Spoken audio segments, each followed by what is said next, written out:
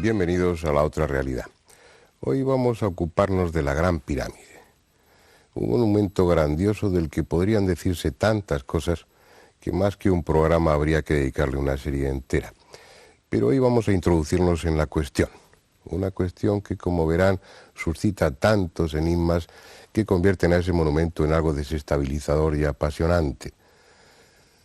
Con sus medidas, con su tamaño, con las técnicas que se utilizaron en su construcción, uno puede plantearse lícitamente si existió una civilización desaparecida y la Gran Pirámide es un resto de aquella, si los extraterrestres anduvieron, como algunos sugieren, por nuestro pasado, o si de una forma más simple habría que retroceder nuestra historia conocida unos cuantos milenios más atrás. De todo ello hablaremos a lo largo de este programa. Vamos a ver una primera parte del reportaje y después, como es habitual, les presentaré a nuestros invitados. Hasta ahora. Esta es la Gran Pirámide. 4 triángulos que convergen allá arriba, en el cielo de Egipto. Sin embargo, a pesar de tan elementales trazos, jamás ha habido otro edificio que despierte tanta admiración entre los hombres. Grandiosa, abrumadora y al tiempo cálida y cercana. No hay monumento comparable. Es la síntesis de la grandeza y también, como después veremos, del misterio. En los libros se dice que fue construida por el faraón Keops en solo 20 años.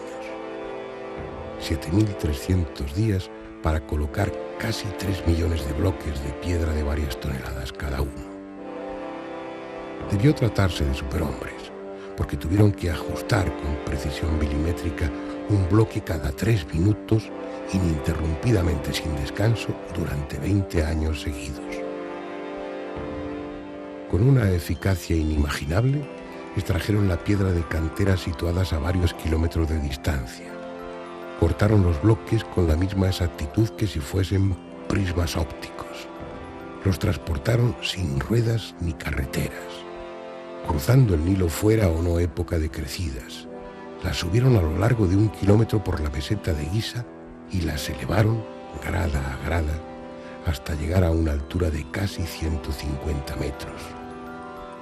Y todo ello al ritmo de un bloque cada 3 minutos. Está claro que en los libros de historia se escriben a veces grandes tonterías. Su base ocupa una superficie de 53.000 metros cuadrados, suficiente para que en ella quepan 8 campos de fútbol. Para rodearla hay que caminar casi 1 kilómetro. Con sus 6 millones de metros cúbicos de piedra podrían construirse todas las iglesias, ermitas y catedrales románicas y góticas de Europa. Para transportar sus casi 3 millones de bloques harían falta tantos camiones que, puestos uno tras otro, formarían una fila que desde Cádiz llegaría hasta los confines de Siberia.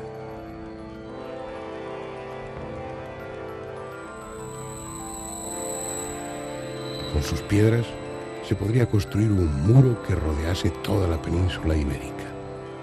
Todo ello es cierto. Sin embargo, tan colosales medidas, tan gigantesco volumen, no impresiona apenas a historiadores y arqueólogos que despachan la cuestión a base de cientos de miles de obreros y descomunales rampas, diciendo lo que saben, pero sin saber lo que dicen, porque es sencillamente imposible.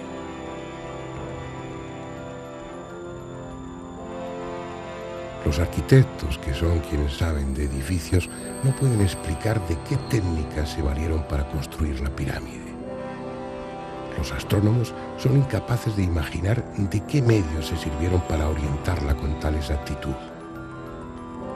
Los topógrafos no alcanzan a entender cómo pudieron allanar esa parte de la meseta de Giza de manera que entre sus esquinas opuestas, que distan más de 325 metros entre sí, haya un error de nivelación de solo 1 centímetro. Los ingenieros palidecen al pensar qué tipo de grúas fueron utilizadas para colocar bloques de hasta 60 toneladas a decenas de metros de altura. Dicho de otra forma, de acuerdo a lo que sabemos de la historia antigua, Aunque esté ahí, la Gran Pirámide no existe. Pero dejemos por el momento la cuestión y vayamos a conocer su interior. Hoy los visitantes entran por el túnel situado a la altura de la quinta hilera de piedras. Es una excavación supuestamente abierta por orden del califa Al-Ma'mún en el siglo IX de nuestra era. Nosotros vamos a penetrar en el reino de las sombras por la puerta original. Está más arriba, a nivel de la hilera 15. Esta entrada, ahora desnuda e impresionante, con sus 4 bloques de descarga sobre ella, estaba cubierta por las losas de revestimiento y posiblemente por una puerta basculante cuya existencia solo conocían los sacerdotes de más elevado rango.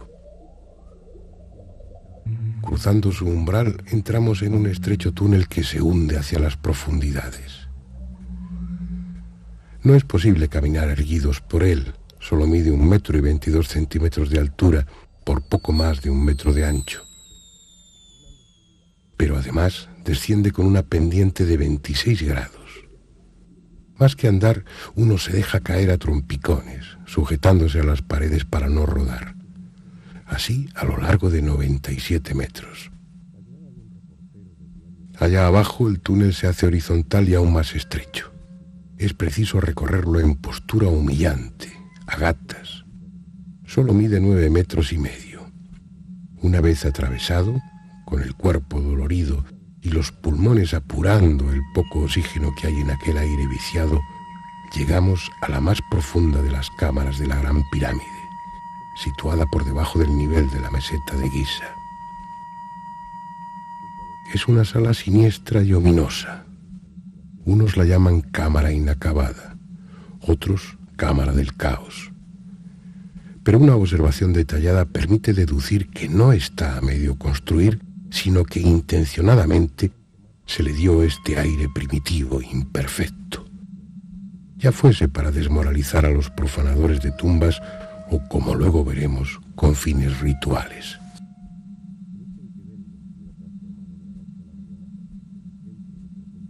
De ese canal descendente que acabamos de recorrer sale otro hacia arriba, el llamado canal ascendente. Está taponado con 3 enormes bloques de piedra para impedir su acceso, pero se puede llegar a él por el túnel que abrieron los profanadores y que Al-Ma'mún agrandó en el siglo IX. Tiene la misma pendiente que el canal descendente, unos 26 grados, pero esta vez ascendiendo. Es más corto, solo mide 37,5 metros, por lo que resulta menos fatigoso recorrerlo, y en cualquier caso merecería la pena, porque se abre a un espacio inesperadamente amplio y arquitectónicamente desconcertante por su perfección. La Gran Galería, con más de 8 metros de altura y casi 50 de longitud. Pero antes de adentrarnos en ella, debemos introducirnos por un canal horizontal que se abre frente a nosotros. Mide poco menos de 40 metros y nos permite acceder a la llamada Cámara de la Reina.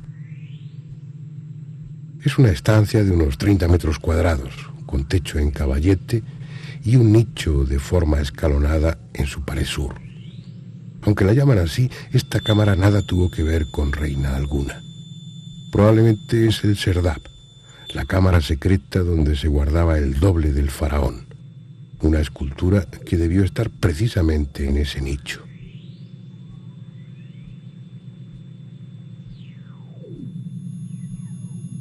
Si desandamos el camino, volveremos a la Gran Galería, que sube con la misma pendiente que trae el canal ascendente. Es un trabajo impresionante, tanto por sus dimensiones como por su acabado, apreciable en la precisión con la que encajan las piedras entre las que realmente no cabe un cabello. En el extremo superior de la galería se abre un corto pasadizo que da a la llamada Cámara de los Rastrillos, una angosta estancia que debió servir para alojar 3 losas verticales de piedra que impedían el acceso a otro pequeño túnel que desemboca en la Cámara del Rey, el auténtico corazón de la Gran Pirámide. Una sala de 50 metros cuadrados que sorprende por su desnudez. Allá arriba, 6 metros por encima del suelo, 9 enormes losas con un peso de 400 toneladas forman el techo. En el extremo oeste de la cámara, el célebre sarcófago de granito, un primitivo y tosco bloque de granito rojo sin pulir que supuestamente contuvo la momia real. Para completar nuestro recorrido por el interior de la Gran Pirámide, visitaremos 2 lugares a los que el público no tiene acceso, ya que de hecho nunca estuvieron destinados a que alguien los visitase.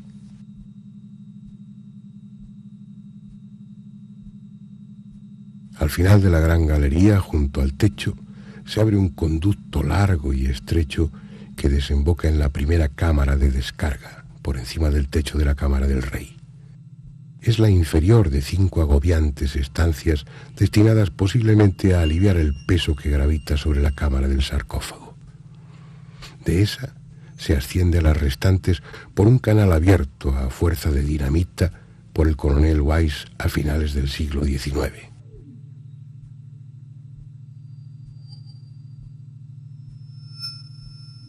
No es un recorrido grato para quien padezca de claustrofobia. La oscuridad, el silencio propio del más silencioso de los sepulcros, el aire enrarecido y la consciencia de tener encima el peso de millones de toneladas de piedra convierten el ascenso cámara a cámara en una desagradable aventura. Un esfuerzo que además no permite el reposo, porque de forma incomprensible las baterías de los focos y las pilas de las linternas se descargan con inusitada rapidez, como si algo les succionara vorazmente su energía.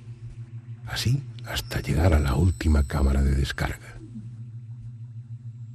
Saber que de hundirse la pirámide por su propio peso lo haría precisamente en ese lugar, y ver que las enormes losas que sobre nuestra cabeza forman el techo están ya separadas varios centímetros, son detalles que no invitan ciertamente a pasar mucho tiempo allí.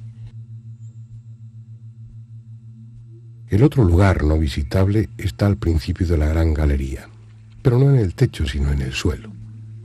En ese punto se abre un pozo de 70 metros de profundidad que desemboca en el canal descendente, cerca de la Cámara del Caos. Estas imágenes corresponden a la primera vez que el pozo ha sido filmado. No está clara su función, pero es probable que guarde algún secreto aún por descubrir.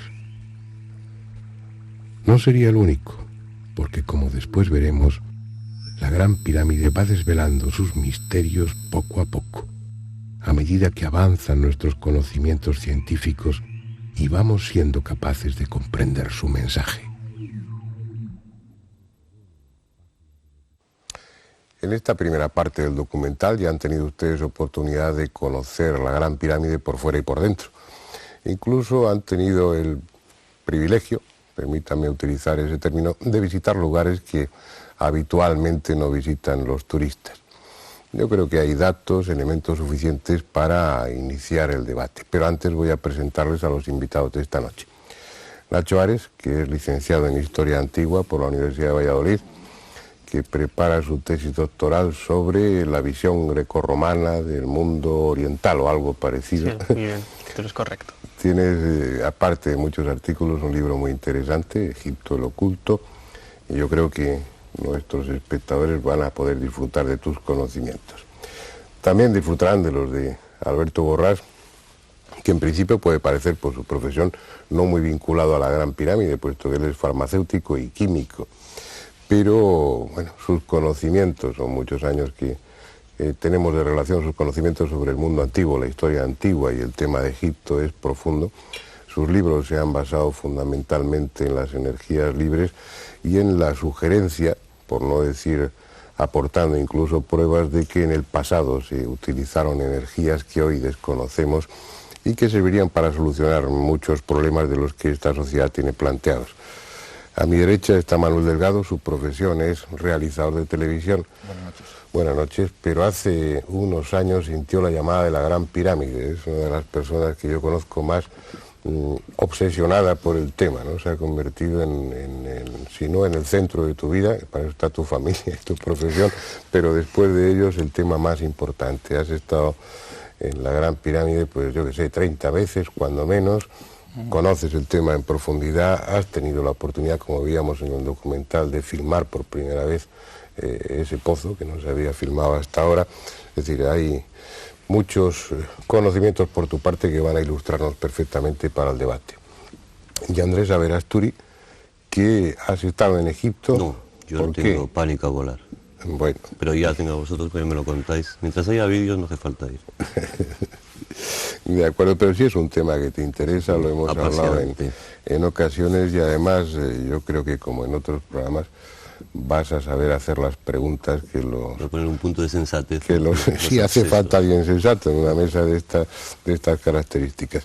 Como inicio del debate, a mí me gustaría dejar una pregunta en el aire para que quien quiera la conteste. Cuando yo iba al colegio aprendía en los libros de historia que las pirámides estaban levantadas ahí por la soberbia de los faraones y que todas ellas eran tumbas. Pero después, al conocer un poco mejor el antiguo Egipto, y supongo que vosotros, que lo conocéis mejor que yo, tendréis una opinión al respecto, la sensación es que no necesariamente las pirámides fueron tumbas, ¿o sí? ¿Quién empieza? Es lo que te cuentan allí todos los guías de Egipto, y también no solamente ellos, sino también la arqueología oficial, y así lo vemos reflejados en todos los libros de texto y libros universitarios que se manejan en todas las universidades del mundo, ¿no?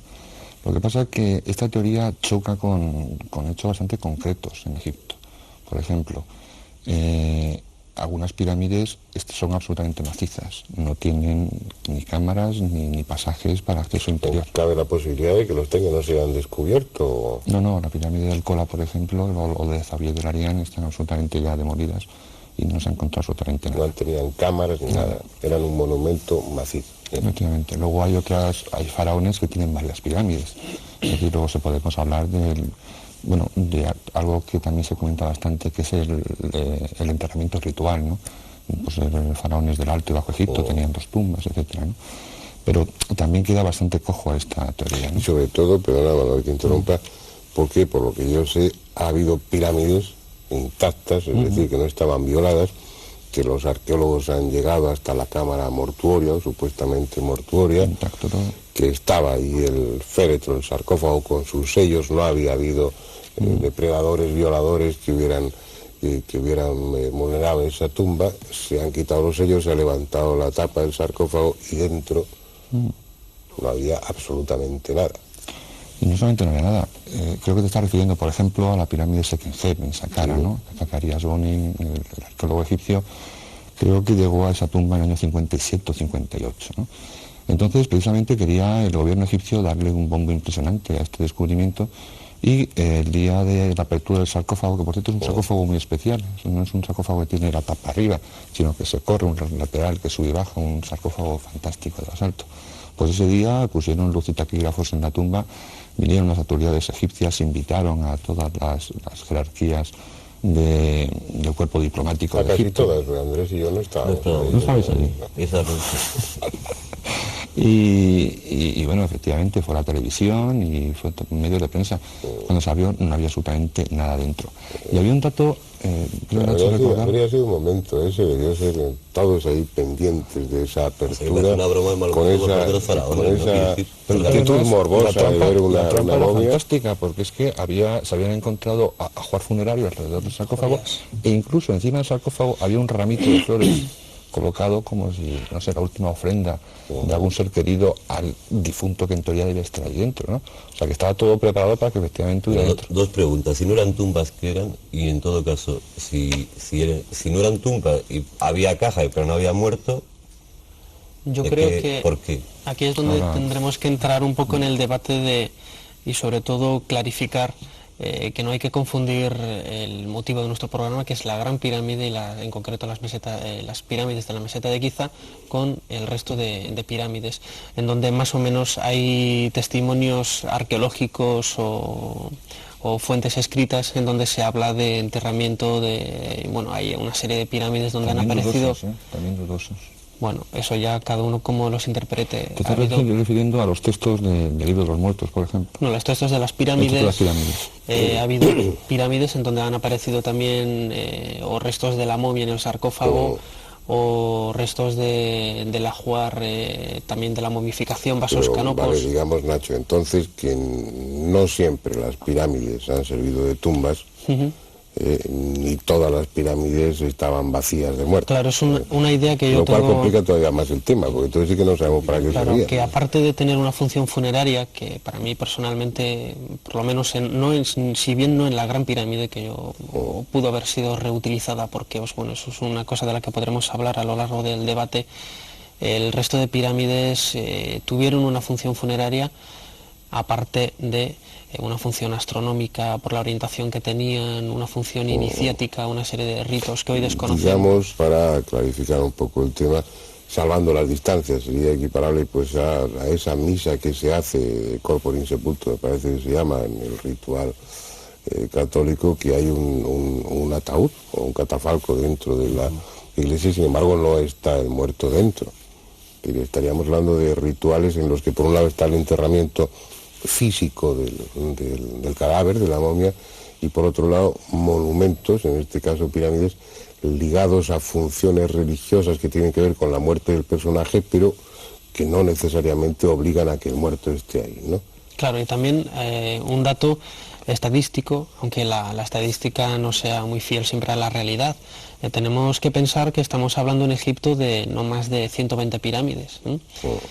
Y tenemos que pensar también que en Egipto hay miles de hipogeos, miles de tumbas excavadas en la roca construidas, en donde se cuentan con los dedos de una mano las que han aparecido intactas.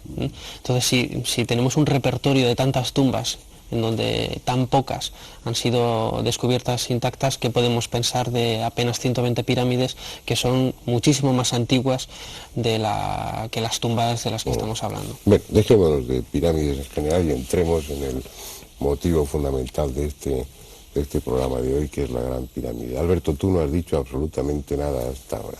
¿Por qué? Bueno, se ha hablado también muy ligeramente de rituales iniciáticos y por qué se hacían los rituales iniciáticos dentro de las pirámides cuando se podían hacer en cualquier templo, en cualquier lugar. Quizás porque la pirámide puede proporcionar ciertas vibraciones, ciertas energías o como infrasonidos o como otro tipo de vibración que facilite el que las personas que estén en este recinto entren más fácilmente en estados alterados de conciencia. Esto podría ser una razón de esta forma y hacer los ritos de estos dentro de la pirámide, ¿no? Porque luego también, claro, como otra hipótesis sería que las pirámides fueran unas centrales de determinadas energías que beneficiaran a todo Egipto, todos los pueblos o toda la zona de los alrededores. Realmente es una hipótesis bastante peregrina. Es posible, ¿no? Pero realmente es muy difícil analizar desde el punto de vista de nuestra época actual, por ejemplo, cómo eran las cargas eléctricas hace 12.000 años, ¿no? Porque pues, lo que sí parece es que el Arca de la Alianza actualmente no funcionaría. Porque funcionaba porque en aquella época había una actividad eléctrica que incluso está constatada por algunos historiadores griegos, una actividad eléctrica muy superior a la actual. Entonces, claro, quizá algo podía influir en la pirámide, de esta actividad eléctrica, que no... Pero luego hay cosas mucho más complejas, y se podría hablar muchísimo más, ¿no? Porque todo esto iría ligado a circunstancias gravitatorias, que la Tierra hubiera pasado todo en su periplo alrededor del Sol por distintas regiones del espacio, en las cuales variasen la aceleración gravitatoria. Podemos hablar luego de ello. Sí, yo tomaría nota mentalmente de una de esas posibles funciones, ¿no? La hipótesis, la idea es que la Gran Pirámide, por lo menos otras pirámides quizá también, desempeñaba unas funciones o podía desempeñar unas funciones de tipo energético Como una gran que central. en su momento sí eran útiles, porque por lo que parece claro, parece demostrado, la actividad eléctrica en la atmósfera hace varios milenios no es la misma que ahora. Entonces aparatos como el Arca de la Alianza o la función de la Gran Pirámide o de otras como generadores, acumuladores o conversores de algún tipo de la electricidad ambiente, pues hoy ya se habría perdido. Ese es un punto a considerar, las funciones, para qué servía la Gran Pirámide o qué funciones podía tener. Pero vamos yo os veo todavía así, estáis muy pacíficos, voy a empezar con un elemento que sé que es de discordia. Se dice la Gran Pirámide, la pirámide de Keops, se sitúa la pirámide en la cuarta dinastía, hace 2500, 2600 años, según una escuela, según otra escuela, la de Manetón y Petri, pues 2000 años más antigua, sería del 4000 y pico antes de Cristo. Sea como fuese, se la sitúa históricamente en una época determinada del Antiguo Egipto. Pero hay discusión, no está claro si realmente esa pirámide es atribuible al faraón Keops o es mucho más antigua y Keops la rehabilitó. ¿O qué se sabe del origen, históricamente estoy hablando, o arqueológicamente? ¿Qué se sabe respecto al faraón o a los constructores de la Gran Pirámide desde el punto de vista académico? A mí me parece muy interesante lo que habéis dicho antes de separar para su estudio de las 120 pirámides que hablábamos, las 5 pirámides principales de la cuarta dinastía, es decir, las 3 grandes pirámides de Giza y las 2 pirámides de Snefru, el padre de Keops, situadas en Tasur, la pirámide roja y la pirámide acodada.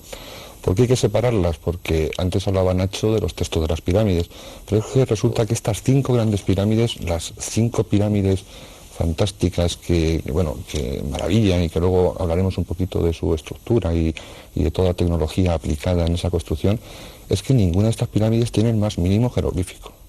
Es decir, no tenemos, igual que otras pirámides, por ejemplo la pirámide de Unas, que hemos visitado, pues está llena, repleta de los que se llaman texto de las pirámides, el texto de la Duat, el libro de las puertas, todo este tipo de... que por cierto, tendríamos que hablar también de este tipo de textos, porque a mí no me convence todavía que se sepan traducir los jeroglíficos. ¿Por qué? Porque cuando Champollion, etcétera, empiezan a estudiar la piedra Rosetta, atribuyen a cada uno de los jeroglíficos un carácter fonético. Es decir, este objeto, por ejemplo, significa la letra F. Pero en el Antiguo Egipto el carácter de los jeroglíficos era ideográfico. Un ideograma, por ejemplo, es ver un logotipo y ver cuál es el... Yo aprendí que era ideográfico, simbólico y fonético. Pero vamos a la Gran Pirámide. ¿Quién construyó, según la ciencia oficial, a mí me gustaría primero saber quién no pudo destruirla. ¿Quién no pudo construirla o destruirla? ¿Quién no pudo construirla? A ver. Estamos hablando, aunque fuera la cuarta dinastía, que se barajará también la hipótesis, estamos hablando de la época del cobre. Es decir, no es que no solamente tenían hierro, sino que ni siquiera conocían el bronce. Y estamos hablando de un pueblo bastante primitivo, que no conocían las poleas, que no conocían ningún tipo de materiales duros con los que elevar tantísimo bloque. Estamos hablando de la cuarta dinastía, y no solamente la Gran Pirámide con sus 6 millones y pico de metros cúbicos de piedra, estamos hablando que durante 150 años, que fue el periodo en que estuvo más o menos esta dinastía construyendo pirámides, sumando estas pirámides de Asur y las pirámides de Giza, durante 150 años, todos los días estuvieron colocando un bloque cada minuto y medio, suponiendo que estuvieran trabajando 12 horas al día. Es decir, estamos acostumbrados a varias toneladas, no bloques. Claro, estamos hablando de una sociedad nuestra... Eso se comentaba en el reportaje, en esa primera parte. Pero decirme, ¿era Keops o no era Keops? Es que... Métete con ellos, anda, no me dejes aquí solo a Andrés. No, hombre, sí, la historia a mí me preocupa que lo sabemos todo y no sabemos nada. Y la obsesión que provocan las pirámides, ¿no? Eso es lo que más me llama la atención, es decir, que Manuel haya ido 30 veces a las pirámides, como decíamos al principio. Dos veces a Egipto y en las pirámides pues hay cientos. Y yo creo que os metéis en la integridad de las energías de Alberto, que son ganas de buscar explicaciones a lo que sencillamente no entendemos, ¿no? Y bueno, pues no se entiende cómo están las pirámides, no se sabe muy bien para qué servían, y entonces la solución es buscar energía, buscar extraterrestres, buscar pues respuestas a lo que no sabemos. Pues chicos, pues yo qué sé, pues estarían allí para algo. Pero a alguien y ya está, pero indudablemente. Ya, pero ¿por qué plantearse tantísimos problemas? Sobre todo, ¿por qué se obsesiona? Es que hay un problema de base, yo creo. Partimos de la base de la Gran Pirámide y las pruebas arqueológicas de la técnica o la tecnología que tenían los egipcios en la cuarta dinastía hacia el 2500 a.C. para redondear, no cuadra ni de lejos con los requisitos mínimos para construir un monumento de estas características. Los arqueólogos ortodoxos hablan de que los egipcios eran muy pragmáticos, eran muy prácticos, muy útiles y tal. Conocían la rueda pero no la utilizaban. Hay representaciones de la rueda en el Imperio Antiguo, en la quinta dinastía, en varias tumbas de Saqqara, pero no la utilizaban, muy parecido a lo que hacían los mayas en América, que tenían un conocimiento social de la rueda pero no la utilizaban. Y una serie de... La utilizaban en los juguetes, por ejemplo. Que se han encontrado varios, sí. Pero todo esto no cuadra en absoluto con los métodos que tenían, sobre todo matemáticos. No se puede saber cómo se ha construido eso. Y no lo sabe nadie. No lo sabe nadie. Con la tecnología moderna... Por lo que se está hablando aquí, un poco mi compromiso es ir centrando a favor del espectador, pero digo que hay una cosa, históricamente no habría ningún problema para situarla en la cuarta dinastía y que la construyó... Hay todos los problemas del mundo. No, pero digo, desde un punto de vista, no sé, formal o académico. Pero el problema viene cuando te pones a estudiar la Gran Pirámide, las pirámides de la cuarta dinastía y en concreto la Gran Pirámide, y entonces cuando empiezas a ver que todo eso escapa al horizonte cultural que se le atribuye. Es decir, lo que tú estabas diciendo, si poseen nada más que el cobre, unos instrumentos de medida y unas cosas como veremos en la segunda parte del documental, es absolutamente imposible que hayan construido la Gran Pirámide. Luego, si no han podido construirla en la cuarta dinastía, pues por eso estamos especulando, Andrés, porque hay que buscarle, está ahí, y se toca, y no se toca. Hay un hecho bastante ¿Alguien curioso. la hizo? Porque resulta que hay un principio que se suele decir y no se suele discutir porque es bastante evidente, que ninguna rama de la ciencia avanza si no avanzan todas las demás. Por ejemplo, el primer trasplante de corazón, doctor Barnard creo que fue, ¿no? ¿Por qué pudo hacer ese trasplante? Porque habían avanzado la química, la farmacopea, por supuesto, la electrónica, la física, todo eso. ¿Por qué podemos mandar un cohete a la Luna? Pues porque no solamente avanza la aeronáutica, sino que avanza todo el sistema de comunicaciones, avanza la física. La industria textil, por ejemplo, es fundamental en los astronautas. Y tampoco te imaginas que un astronauta se lleve en la cápsula unas gallinas que tengas allí que matar y comérselas, porque también incluso, yo no sé si hay una ciencia gastronómica, pero también aporta su conocimiento y sus adelantos para que esta gente coma allá arriba con toda la garantía del mundo. En cambio en Egipto nos encontramos con una... Lo que no hay. Pero es un Egipto que, ya termino, existe lo máximo en ingeniería, lo máximo en arquitectura, pero luego falta todo el sistema de comunicaciones, todo el sistema de todo lo demás, todas las demás ciencias, lo cual es una isla anacrónica absolutamente, que lo decía antes Fernando en la presentación, quizá tendremos que plantearnos si eso está colocado ahí, no fue construido por Keops y Keops fue un usurpador de ese monumento, que se hizo enterrar ahí, pues como grandes dignatarios de todos los tiempos han hecho enterrar en catedrales, la única explicación en sería que eso estuviera de antes, hecho por otras civilizaciones, o la solución de los extraterrestres. Por lo menos vamos a centrar el tema en que no lo pudieron hacer. Eso no lo pudieron hacer ellos. Pero es que el problema es que nosotros, con nuestra tecnología moderna, tampoco podríamos hacerlo. Nosotros en nuestra era espacial y en el máximo de ciencia que tenemos, sería imposible. Y lo bueno que tiene Egipto es que no solamente vamos cuatro por ahí diciendo cosas de Egipto, es que se están incorporando científicos de todas las ramas para el estudio de las pirámides, y se están incorporando biólogos y están sacando cosas impresionantes. Entonces claro, el problema de las pirámides no es que un arqueólogo, que es una profesión preciosa y que tiene todo, no sé, a mí me encantaría haber sido arqueólogo, como supongo que a muchos de los que estamos aquí, pero un arqueólogo no puede valorar cómo se meten 3 millones de bloques de piedra en 20 años, que fue el tiempo de duración de Keops, poniendo un bloque cada minuto. Y hacer una rampa que mide no sé cuántos, para eso no va un arqueólogo. En el templo de Komomo, por ejemplo, se encuentra un instrumental quirúrgico. El arqueólogo tiene que descubrir eso, pero luego tendrá que ser la medicina la que diga cuál es el grado de perfeccionamiento de la medicina en aquella época. Pues entonces, para construir la Gran Pirámide no tendrán que ser los arqueólogos los que digan cómo se hizo, sino tienen que ser los ingenieros y tienen que ser los arquitectos. Eso Cuando preguntas a un arquitecto cómo se puede construir o cómo él construiría la Gran Pirámide, pues prefiere hacer lo que tú has dicho en el documental. Dice, no, prefiero hacer una valla que rodee toda la península ibérica de 6 metros de altura. Porque es que hay que tener en cuenta que si estamos hablando de una pluma, efectivamente hoy en día hay plumas que pueden levantar un peso cercano al eje principal de 15 toneladas, pero si la Gran Pirámide mide 230 metros, la pluma que tiene que estar aquí para elevar un bloque de 60 toneladas en el centro tiene que tener un brazo de 115 metros como mínimo. El peso al final de esa palanca es un peso... Yo creo que lo de las pirámides empieza con la maldición, ¿no? De las pirámides, y a partir de ahí ya todo son especulaciones, todo son no explicaciones de lo que es. Y surge en el tema de las energías, del poder de las pirámides, de las mediciones. Esto es mucho más antiguo que toda la época de Cárteres, los descubrimientos estos que se hicieron, la tumba de Tutankamón y todo esto, ¿no? Porque estamos hablando de que Al-Mamun, que fue el que en teoría, históricamente, el que abrió el túnel y consiguió llegar al interior de la pirámide, lo picó él y no descubrió ningún cadáver dentro, que eso también tenemos que poco verlo.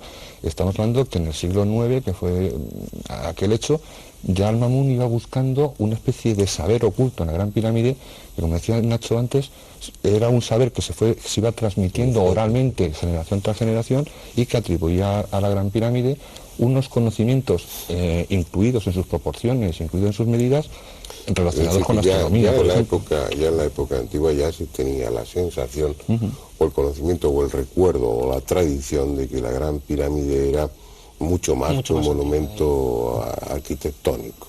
Se hablaba incluso en esas leyendas árabes de cosas muy curiosas, de cámaras secretas en las que había hierro que no se oxidaba, se aludía al acero, que había vidrio que se podía doblar sin quebrarse, se estaba aludiendo al plástico, y algún otro tipo de cosas que eran desconocidas incluso en la época en la que esas leyendas empezaron a circular, o por lo menos quedaron escritas y publicadas.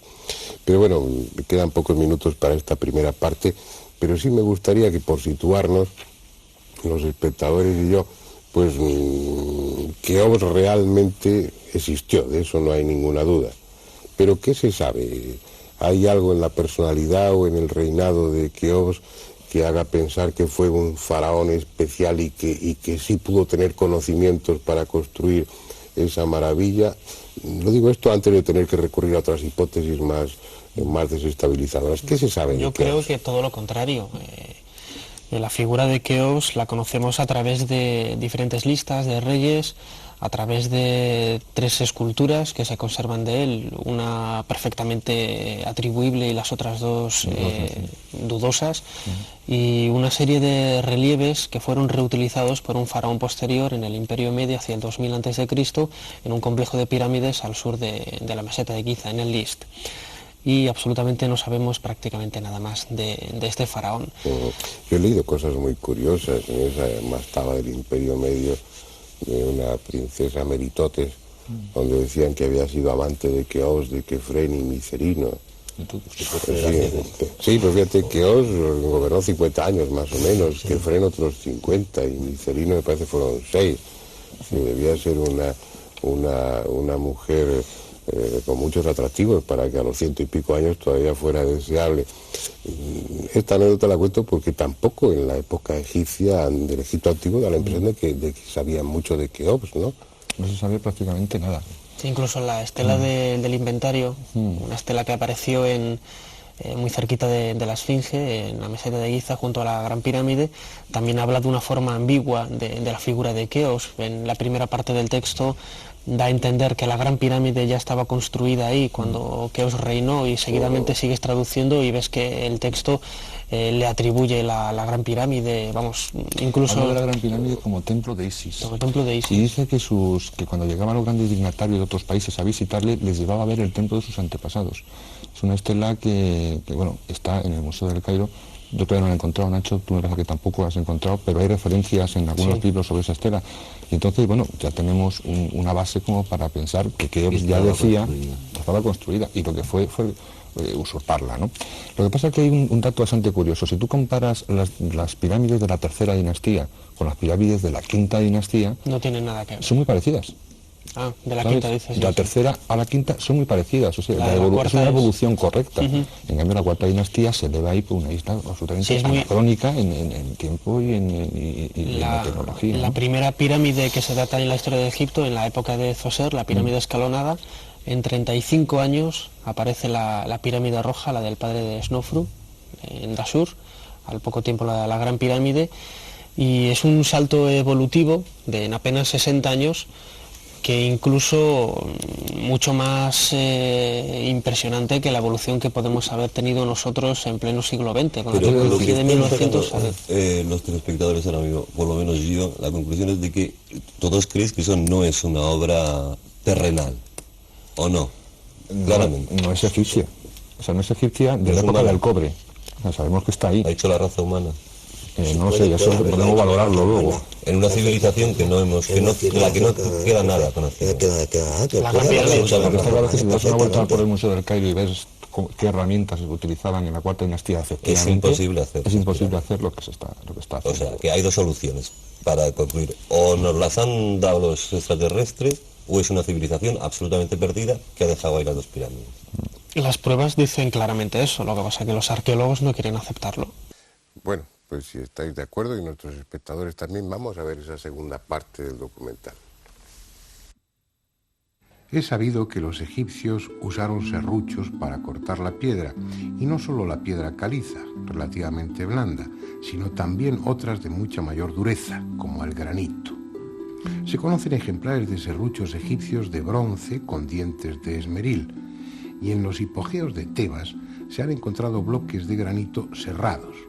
Pero estudiando las huellas dejadas en cada paso de sierra, se descubre que actuaban con una enorme presión y que obviamente no pudieron ser de bronce y esmeril. Utilizaron sierras de puntas enormemente duras y lo hicieron a mano y con guía mecánica también. Este es el sarcófago de Diodefre, hijo o hermano de Keops. Está en el Museo del Cairo. El serrucho ha cortado ya 2/3 de la tapa. Se puede observar la superficie irregular que va dando forma al sarcófago. El plano de corte muestra desniveles del orden de 1 centímetro. No podemos imaginar qué tipo de serrucho utilizaron, pero es seguro que lo manejaron manualmente, con las imperfecciones que eso implica. Veamos ahora otro sarcófago de piedra cortado también con serrucho. Se trata del que se encuentra en la cámara del rey de la Gran Pirámide. Es una obra maestra de serruchado, puesto que, aunque no ha recibido el pulido posterior, puede considerarse una pieza terminada por la regularidad de los cortes, ya que los desniveles de las superficies serradas son del orden de 1 milímetro. Esta es una cantera situada en Cerceda, en la madrileña Sierra del Guadarrama. Utiliza la tecnología más moderna para el corte de piedras. Su máquina más perfecta para serrar piedras de granito cuenta con una hoja circular de 2 metros de diámetro, con numerosos dientes de vidia, carburo de tungsteno. En cada vuelta la hoja desciende 4 centésimas de milímetro, pero no se puede ejercer más presión porque las puntas de la sierra se abrasarían. 4 centésimas de milímetro en cada paso de sierra, y eso gracias a sus puntas de vidia, que tienen una dureza 11. Pues bien, ¿puede alguien explicar qué tipo de sierra y qué clase de material usaban en el antiguo Egipto? Porque en cada paso de sierra avanzaban casi 2,5 milímetros, 60 veces más que nuestras modernas sierras. No poseemos ningún material natural o artificial que soporte ese tipo de presiones. Y no es algo excepcional en aquella cultura, lo hacían también con taladros cilíndricos. Taladros que dejaban un tarugo central de hasta 15 centímetros de diámetro. En los taladros modernos, el cilindro es de acero con puntas de vidia. La presión a la que trabajan debe regularse cuidadosamente mediante control manométrico. Los taladros con punta de diamante trabajan con una presión de 50 kilogramos y a poca velocidad para no quemarse. Los de punta de vidia solo soportan una presión de 30 kilogramos, pero tienen la ventaja de su mayor velocidad. en uno u otro caso, los taladros modernos avanzan 4 centésimas de milímetro en cada giro. Los trépanos egipcios avanzaban 50 veces más, 2 milímetros en cada giro. De acuerdo con esos datos escrupulosamente rigurosos, aquellas gentes utilizaban taladros que soportaban presiones de 2000 kilogramos y que tenían puntas 50 veces más duras que el diamante. Y conste que ya sabemos que material de esa dureza no existe ni en este ni en ningún otro planeta del sistema solar, pero están ahí los agujeros producidos por los trépanos y hay que admitirlo así. Es una técnica que después perdieron. Por ejemplo, en la primera dinastía sabían trabajar el pórfido con esa técnica, pero después se les olvidó. Y estamos hablando de hace 5.000 años, según la Escuela de Berrín, o 7.600, según Manetón, con el que están de acuerdo Petri y otros arqueólogos. En cualquier caso, esa consecución técnica no es nada comparable con la que realizaron aquí, en la Gran Pirámide, al cubrirla con losas de revestimiento. Solo quedan unos pocos de esos bloques, pero fueron 27.000 que cubrían las 4 caras de la pirámide. Ese recubrimiento, esas 27.000 losas, constituyen la proeza más alta que haya alcanzado jamás el hombre desde un punto de vista técnico. Poseen superficies planas de más de 3 metros cuadrados.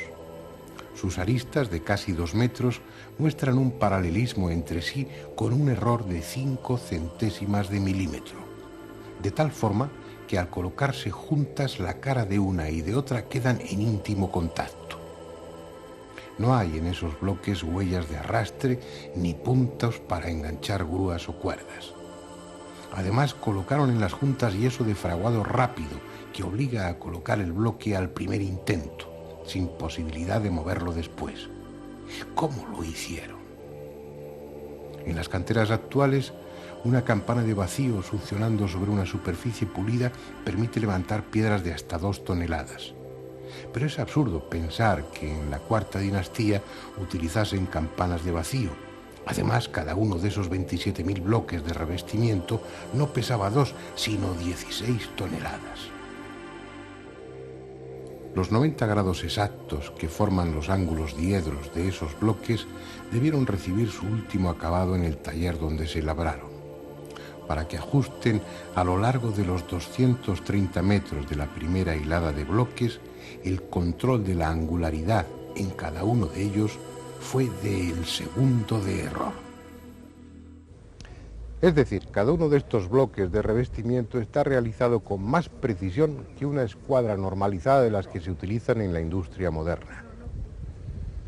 Estos bloques de revestimiento plantean además una cuestión que la arqueología no admite, y es que los constructores de la Gran Pirámide poseyeron instrumentos ópticos. Un instrumento no óptico de medida da errores de hasta 300 segundos. Un anteojo corriente de autocolimación da errores de hasta 5 segundos. Pues estos bloques de revestimiento, la angularidad está corregida con errores de 1 segundo. Es decir, no solamente poseyeron instrumentos ópticos, sino que además fueron de alta precisión. Para que se hagan una idea, el tallado y pulimento de cada uno de estos bloques es una tarea comparable a la de pulido de la lente mayor del telescopio de Monte Palomar. Y eso lo hicieron 27.000 veces, porque 27.000 eran los bloques de revestimiento, y hace 5.000 años o 7.600, de eso no estamos seguros. Sin embargo, no es la única prueba de que poseyeron una tecnología avanzada.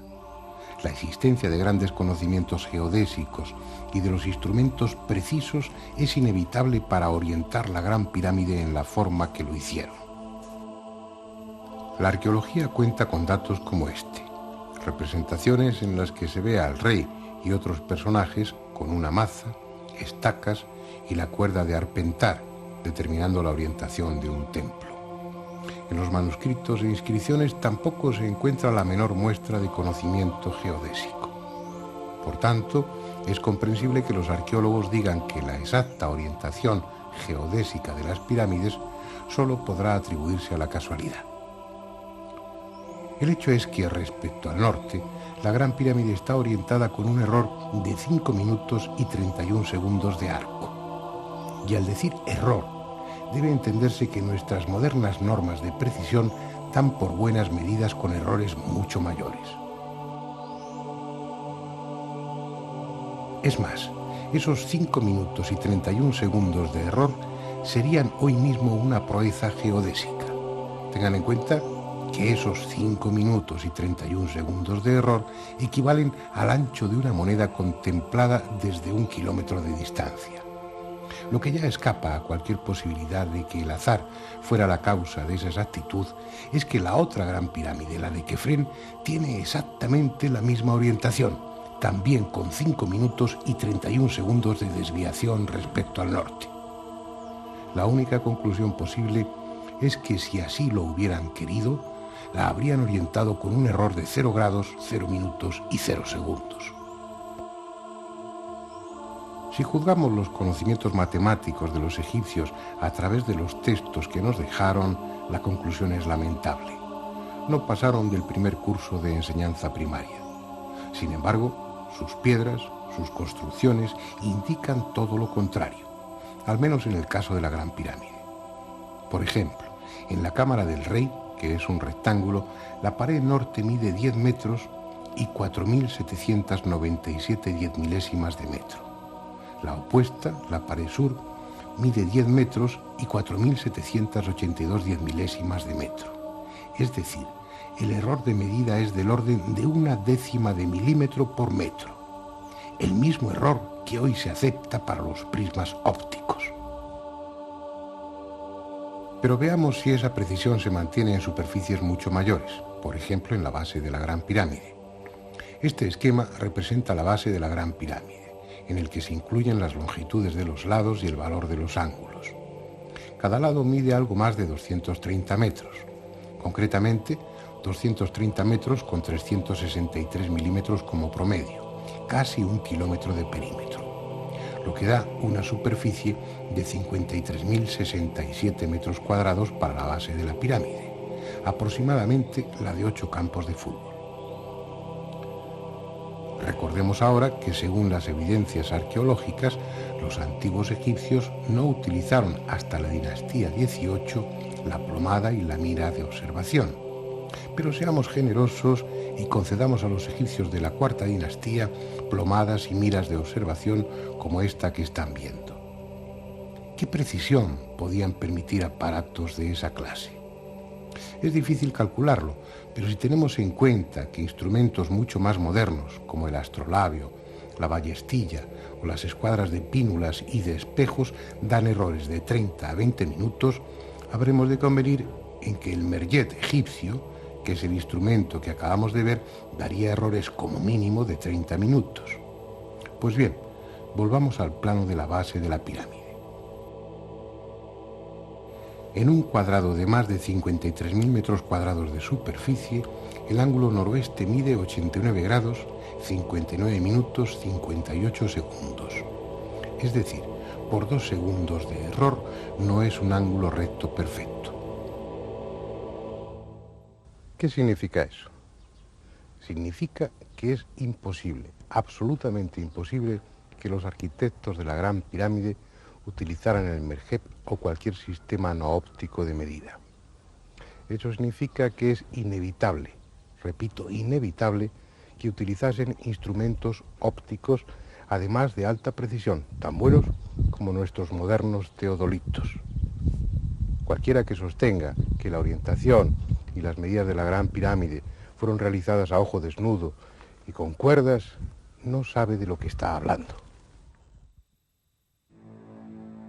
Otra prueba de la precisión técnica utilizada en la construcción de la Gran Pirámide la encontramos en la horizontalidad de su base, sobre todo si tenemos en cuenta que los constructores dejaron sin labrar la piedra de la meseta en el centro y solo rebajaron el perímetro. Ese mojón de piedra central impidió que las direcciones diagonales se pudieran tener en cuenta en el momento de nivelar. Solo lo pudieron hacer por el perímetro. A pesar de todo, si comparamos 2 ángulos opuestos, el noroeste y el sureste, veremos que la diferencia de altura entre uno y otro es de 1,5 centímetros. Esa diferencia de altura representa un error de 4 centésimas de milímetro por metro, lo que concuerda con la rigurosa exactitud presente en todas las medidas a las que nos hemos referido. La única conclusión posible es que el nivel científico y técnico de quienes construyeron la Gran Pirámide era muy superior al de las siguientes dinastías. Este edificio singular responde a un plan único mantenido fielmente desde el primer golpe de pico hasta la colocación de la última losa de revestimiento. Dioses o ingenieros de extraordinarios conocimientos cuyo origen desconocemos, quienes hicieron ese grandioso monumento, no dejaron ni un solo detalle a la improvisación. La Gran Pirámide está hecha con más precisión que nuestros actuales relojes de pulsera. La diferencia es que no pesa 100 gramos, sino 7 millones de toneladas.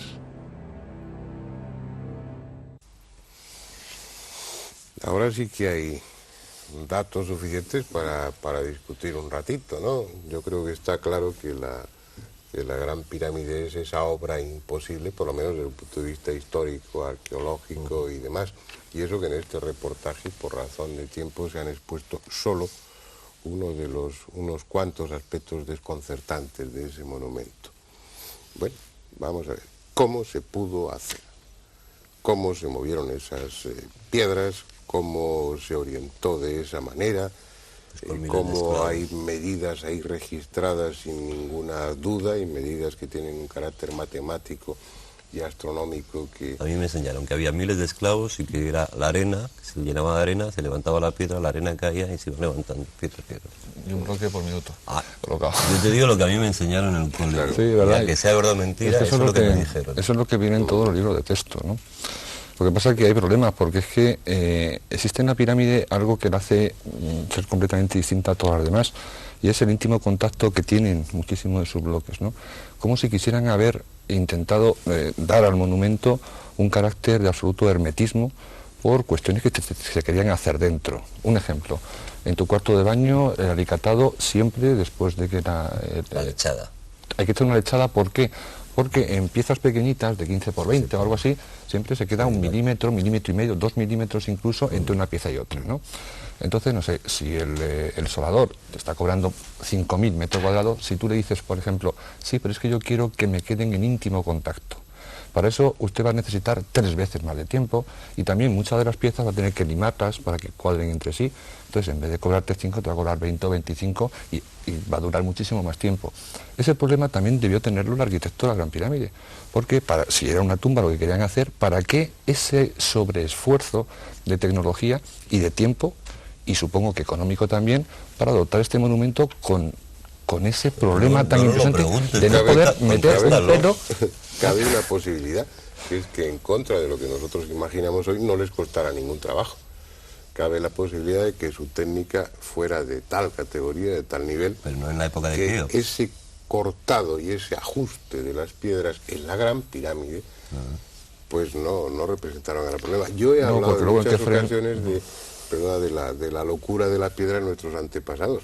Cogían un bloque de 600 toneladas, lo tallaban, lo pulían, lo trasladaban, y a lo mejor la función que tenía era simplemente servir de cimiento o de basamento. Es absurdo, es disparatado. Lo normal es cortar esa pieza de 600 toneladas pues en 12 de 50 toneladas, que se habría trabajado más fácil. Da la impresión de que no les costaba esfuerzo. Sí, las teorías que son igual de absurdas que plantean los egiptólogos modernos es que las pirámides, en especial la Gran Pirámide de la que estamos hablando, fue construida por medio de rampas. Se habla de una única rampa, se habla de una rampa que recorría en espiral las caras de la pirámide. Nacho, pero eso está ahí en los libros. Tú te vas a cualquier gran superficie o cualquier librería y los libros que compran y que se enseñan a los chavales y los que en la escuela y en la universidad. Es que el problema que plantea sobre todo la teoría de las rampas, se ha hablado también de máquinas, de palancas, etcétera. Pero las rampas, ¿eso es posible o es un disparate? No, la propia construcción de una rampa para construir una pirámide de 147 metros de altura, como tenía la de Keops, entre comillas, hubiera sido un problema arquitectónico muchísimo más difícil que la propia construcción de la pirámide. 4 veces de volumen más la rampa que la pirámide. Y ya se demostró a principios Una del de las 7 siglo maravillas Petri, del mundo no sería la pirámide, sino que sería la rampa. la rampa. Es decir, podemos afirmar que cuando leemos eso o vemos esos gráficos, esas ilustraciones a veces muy bonitas de las rampas rodeando la gran pirámide en una especie de espiral que va creciendo, todo eso es mentira. No, Sí. ¿Es mentira no es o no es posible. mentira? Bueno, Pues mentira, si no es posible, es mentira. Lo que es figura mentira, es posible. yo no, que creo la palabra mentira, yo creo que hay Es falsa. una connotación no, fraudulenta. Sino una Yo intención creo dolosa. que el que ha escrito eso, el que dice eso, no sabe de arquitectura, ni sabe de ingeniería. No es verdad. Eso que Es figura imposible en las hacerlo rampas así. no es verdad. Bien. ¿Cómo se hizo entonces? ¿Qué se os ocurre? Yo no lo sé. ¿Qué teorías hay? ¿Cuál es lo más? Alberto, ¿tú qué piensas? Pues, una teoría sería la levitación de las piedras, aligerar estas piedras para que no pesaran. Alberto, si hablamos de levitación, pues la gente dice, estos están como cabras. Eso es posible. Esto, bueno, es posible en cierto modo. Hay personas que han levitado, esto está perfectamente probado, ¿no? Si se pueden levitar personas, ¿por qué no se pueden levitar piedras? O sea, realmente una levitación es una formación de una fuerza antigravitatoria que hace que lo que debería atraerse hacia la Tierra, pues se separa de la Tierra sencillamente. Entonces, una teoría bastante simple para explicar esto, como ejemplo, se piensa, por ejemplo, que la gravedad, siempre se ha estudiado que es la atracción entre dos cuerpos que se atraen entre sí. Con las teorías modernas realmente no es la atracción de dos cuerpos, sino hay una estructura de espacio-tiempo que rodea, que empuja los cuerpos uno contra otros y hace que se aprieten unos contra otros. Y en el espacio entre medio, como uno se hace sombra a otro, pues no se aprietan. Esto se ve muy bien, por ejemplo, se entendería muy bien suponiendo que el espacio-tiempo fuera una tela muy tensa, y si en esta tela tensa ponemos en medio una esfera pesada, esta esfera se hunde ligeramente y se queda quieta y hundida. Si al otro lado ponemos otra esfera, se hundirá también ligeramente y se formará un pequeño surco entre las dos esferas. Tirando de la tela, las esferas irán corriendo por este surco, porque aquí tienen una parte más alta que las empuja hasta juntarse las dos. Y en realidad es la tensión de la tela, que sería en un espacio cuatridimensional, sería la tensión del espacio del tiempo, lo que empuja unos cuerpos contra otros. Bueno, fíjate, Sí, por ejemplo, si hacemos así, ¿no? Si el espacio se curva más, la fuerza con la cual se aprietan unas cosas es mucho más fuerte. Entonces es posible, por ejemplo, lo que habíamos dicho antes, que la Tierra o el sistema solar, al pasar por distintas regiones donde la tensión del espacio-tiempo sea distinto, la gravitación sea más fuerte o más floja. baja el papel porque no te van a ver. Complica más todavía, Sí, porque sí, claro, sí. si la solución es que las piedras levitan, Sí, entonces sí. ya sí que estamos perdidos. Entonces, si tenemos aquí dos esferas juntas, aquí, ¿no? Por la atracción, entonces, por abajo, empujamos por abajo, curvamos el espacio-tiempo de una manera negativa. Entonces las esferas se separan, se van.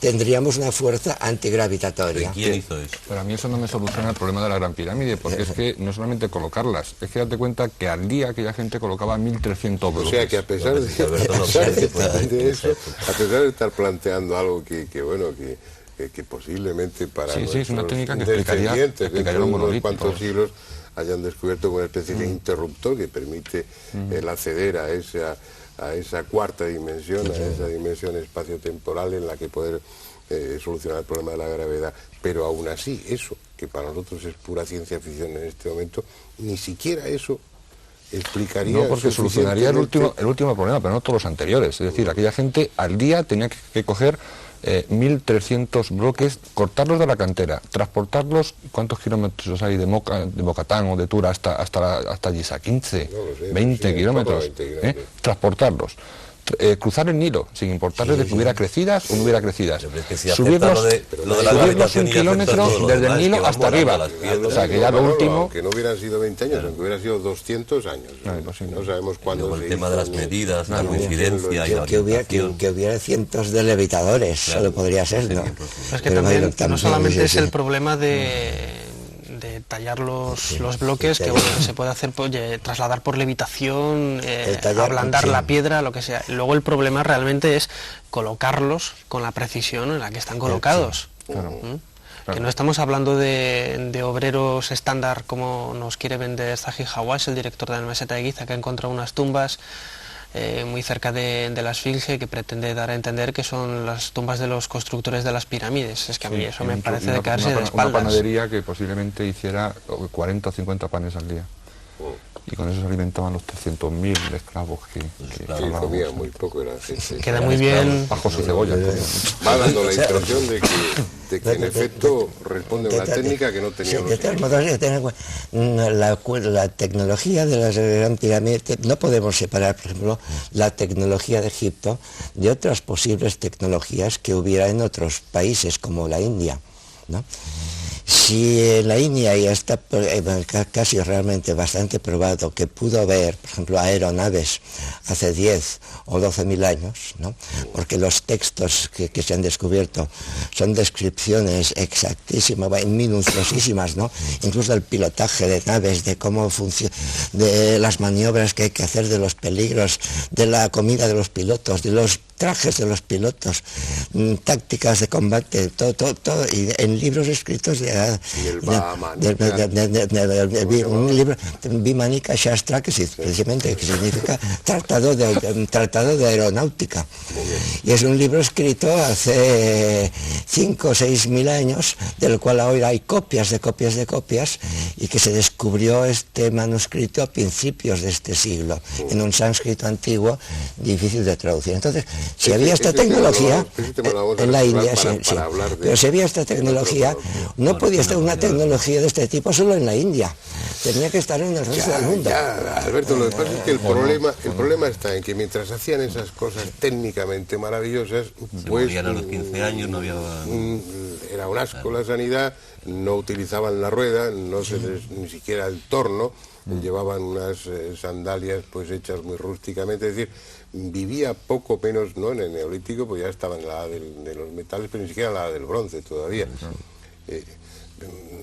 Mira, vamos, para desconcertarnos más y desconcertar aún más a los espectadores, vamos a ver un pequeño vídeo muy breve donde se puede apreciar rotundamente que la Gran Pirámide está colocada, además, toda esa enorme masa, de la forma precisa para señalar momentos astronómicamente fundamentales.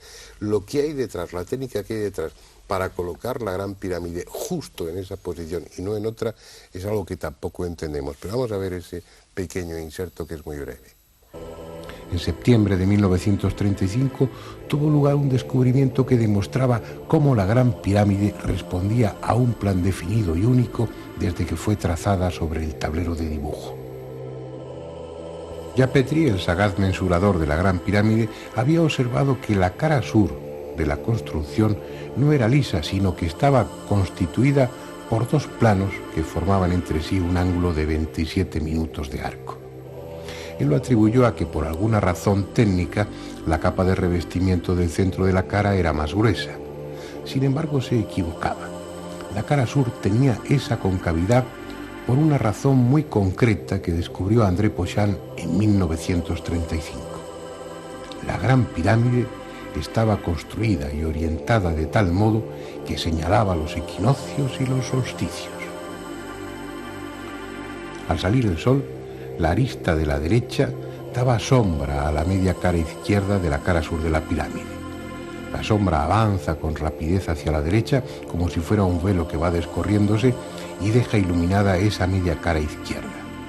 Es un fenómeno breve que dura unos 20 segundos. Por eso André Pochon lo bautizó con el nombre de efecto relámpago. Después, durante 4 o 5 minutos, la cara sur de la Gran Pirámide permanece con media cara iluminada y media cara oscura. A la puesta del sol el fenómeno se repite al revés. A simple vista y sin coincidir con la fecha adecuada es difícil observar esa concavidad de la cara de la pirámide, pero cuando existían las losas de revestimiento, pulidas a espejo y pintadas de color rojo, debió ser un espectáculo impresionante. Hoy las piedras son grises, están desnudas y las caras de la pirámide son desiguales y rugosas. Solo la distancia puede permitir la ilusión de que son lisas. Sin embargo, André Pochán consiguió fotografiar ese efecto el 21 de marzo, fecha del equinoccio de 1934, al atardecer.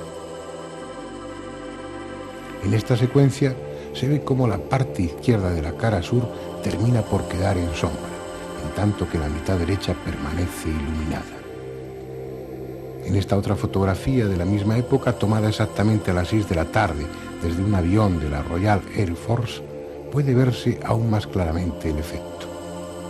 En primer término, la pirámide de Kefren, con su pared sur lisa, y en segundo término, la Gran Pirámide, con su cara sur mitad en sombra y mitad iluminada. Después, Pochán pudo comprobar que la cara norte también estaba dispuesta de la misma forma y el efecto luminoso era igualmente visible. De hecho, esa concavidad está en todas las caras, y aunque apenas perceptible a ojo desnudo y fuera de los equinoccios y solsticios, la Gran Pirámide no tiene 4 caras, sino 8. Esa concavidad explica también una peculiaridad de la Gran Pirámide que hasta ahora no estaba justificada. Si se fijan, la entrada de la pirámide no está centrada, no coincide con el apotema de la cara norte. Está a unos 17 metros de altura y teóricamente deberá coincidir con el eje de la pirámide. Sin embargo, está 7 metros y 29 centímetros desplazada hacia el este. El argumento empleado por la mayoría de los autores es que ese desplazamiento no tenía otro objeto que desorientar a los posibles saqueadores. Pero si tenemos en cuenta que la pirámide estaba cubierta de bloques de revestimiento que ocultaban la existencia de entrada alguna, sobraba tal precaución.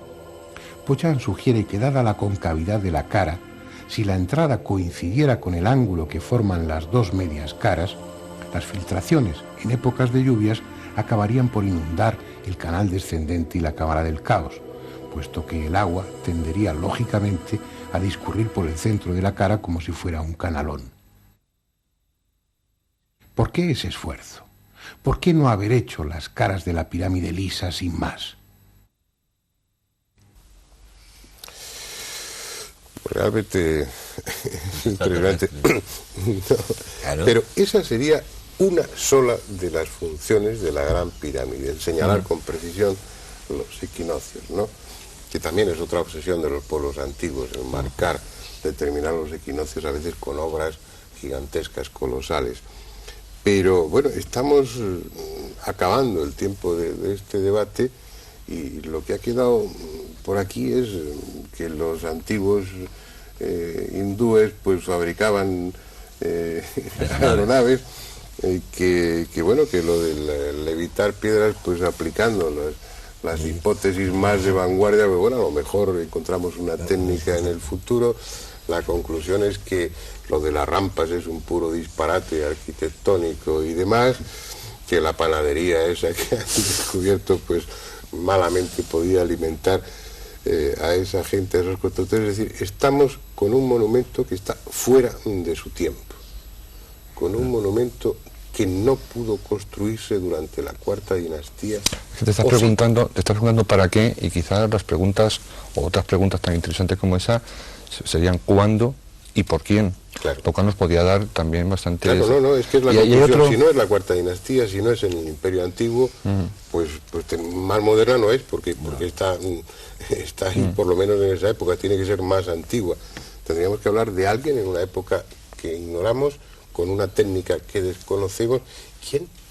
Y también estamos olvidando quizá una cosa, estamos basándonos un poco en la Gran Pirámide como un monumento aislado, cuando los últimos estudios que se están realizando ahora allí en la meseta de Giza indican que todas las construcciones de la meseta de Giza, es decir, las 9 pirámides que existen, las 3 grandes, más las 6 satélites, incluso la Esfinge, y el templo de la Esfinge corresponde a un plan establecido de toda la meseta de Giza.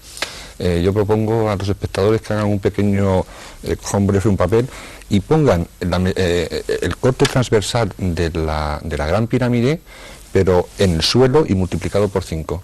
En el vértice de arriba, en la meseta de Giza, estaría la Gran Pirámide, y en el vértice inferior izquierdo estaría la pirámide de Micerinos exactamente colocada. Es decir, que ese plan, esa estrategia, no estaba limitada a la Gran Pirámide, sino a todo el conjunto de la meseta de Giza. Ceremonial, o llámalo como quieras, hoy conjunto arqueológico de la meseta. Y no solamente de superficie, me estoy refiriendo quizá también a un subsuelo todavía por descubrir y que nos puede guardar muchas sorpresas.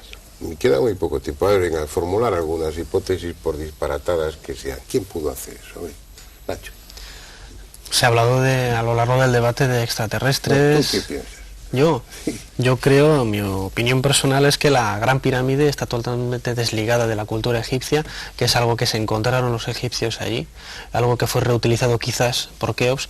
No hemos mencionado quizás otra de las pruebas que se le atribuye para dar la autoría de esta pirámide a Keops, que es el cartucho que fue descubierto en la última cámara de descarga por Howard Weiss. Volveremos a ello, luego después. Que para mí es una falsificación. Y bueno, qué duda cabe que la Gran Pirámide tiene pruebas suficientes para ser catalogada aparte del resto de construcciones del Antiguo Egipto. De acuerdo, en eso estamos todos de acuerdo.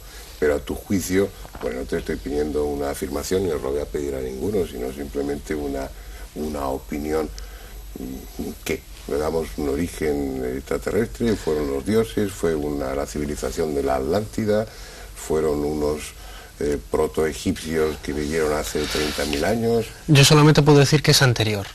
A partir de ahí ya la especulación está abierta, podemos hablar de extraterrestres, podemos hablar de atlantes, podemos interrelacionarlos, como hablaba en una ocasión con Manolo, extraterrestres que visitaron Atlántida, y a partir de ahí una evolución un tanto atípica. Los problemas de la Gran Pirámide, las hipótesis son todas disparatadas. En el momento que nosotros... luego a lo mejor son todas reales. Pero disparatado también era la teoría de la relatividad cuando la expuso Einstein. Sí, por eso digo disparatado desde el punto de vista de lo convencional, ¿no? Cuando menos desestabilizadoras.